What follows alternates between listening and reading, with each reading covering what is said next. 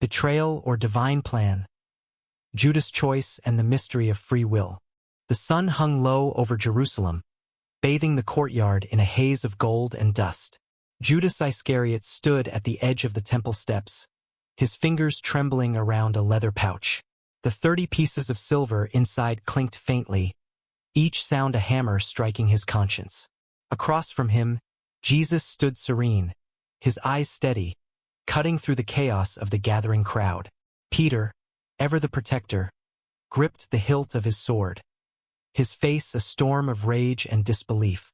Mary Magdalene knelt between them, her voice soft but desperate, pleading for something none of them could name. "You sold him," Peter spat, his words slicing through the murmurs of the onlookers. "For what? A handful of coins?" His voice cracked, betrayal twisting his features. Judas flinched, his dark eyes darting to the ground. He wanted to speak, to explain, but the weight of his choice choked him. "I had to," Judas whispered, barely audible. "It was written. It was always meant to be." His voice wavered, caught between conviction and doubt. Was it destiny, or had he chosen this path? The question gnawed at him, as it had since the moment he met the high priests in the shadowed halls of the Sanhedrin. Jesus stepped forward, his presence commanding silence. "Judas," he said, his voice gentle yet heavy with sorrow. "Do you believe your heart was forced, or did it choose?" The question hung in the air, unanswered, as the crowd pressed closer, their whispers growing into a restless hum. Mary Magdalene rose, her eyes glistening. "Judas, you walked with us. You broke bread with us. Why?" Her words were not accusation but a plea, searching for the man she once trusted. Judas met her gaze, and for a moment, his resolve faltered. He saw the nights by the fire, the laughter, the hope. But then he saw the visions, the ones that came in dreams, of a kingdom that could only rise through sacrifice. Was it divine will or his own delusion? The tension shattered with the arrival of an unexpected figure.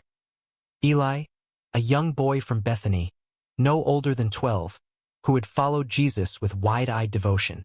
He pushed through the crowd, his small frame trembling with courage. "Judas!" he cried, his voice piercing the chaos. "You taught me to pray. You said he was the light. How could you?" The boy's words struck like a blade, raw and unfiltered. Judas staggered, the pouch slipping from his hand, coins spilling into the dust.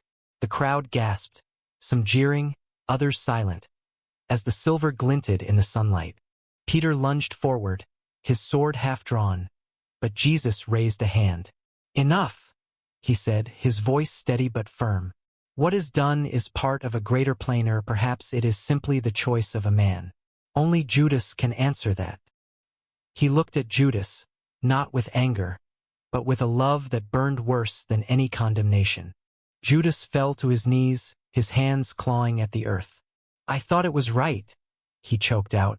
"I thought it would save us all." But the words felt hollow now, drowned by the boy's accusation, by Peter's fury, by Mary's tears. The high priests had promised a new order, a way to force the Messiah's hand, to spark the revolution they all longed for. But standing here, with the weight of Jesus' gaze and the crowd's judgment, Judas saw only ruin. The soldiers arrived, their armor clanking as they pushed through the crowd. The high priest Caiaphas stood at their head, his face cold and triumphant. "Take him," he ordered, pointing to Jesus.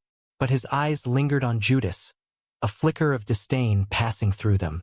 Judas realized then was no partner in their plan, only a tool, discarded now that the deed was done. As the soldiers seized Jesus, Peter roared, drawing his sword, but Jesus stopped him again. "Put it away," he said. "This is the hour." He looked at Judas one last time, his expression unreadable, before the soldiers led him away.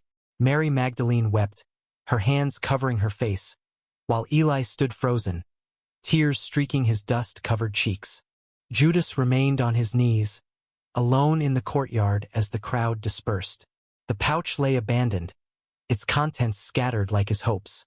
He had believed he was fulfilling a prophecy, but now he saw only betrayal, not just of Jesus, but of himself.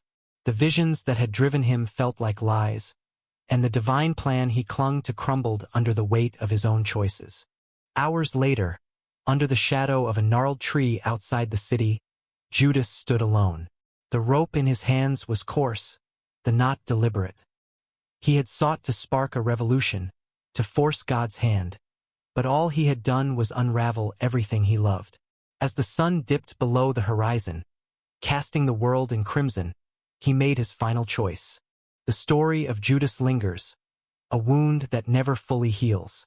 Was he a pawn in a divine tapestry, or a man who chose his own ruin? The boy Eli's voice, the pain in Mary's eyes, the calm of Jesus' words, they haunt us still, asking us to wrestle with the mystery of free will. What would you have done in Judas' place? Share your thoughts on where justice lies in this clash of choice and destiny.